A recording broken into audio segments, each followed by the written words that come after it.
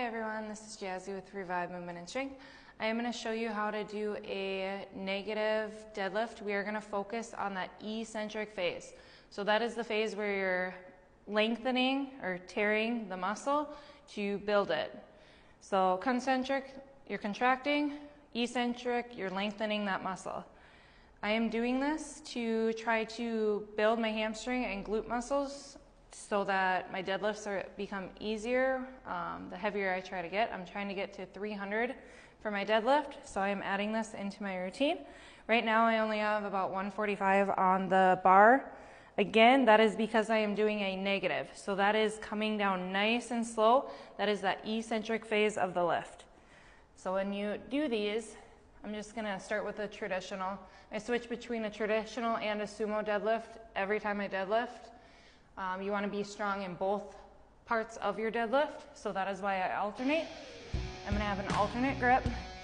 I'll lock that bar in, shoulder blades down and back, squeeze the glute. I'm going to come up.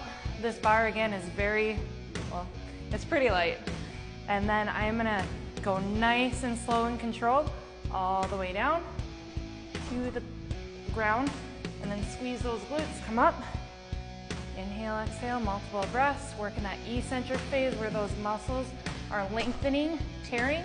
As I come down, squeeze the glutes, come up. Nice and slow and controlled. You're loading that posterior side, that back side of your legs and your butt. This is going to make that initial pull when you come up a heck of a lot easier.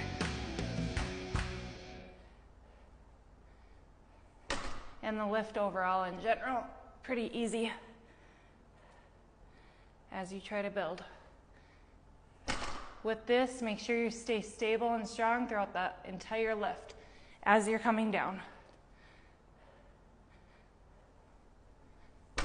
And that is how you do a negative deadlift.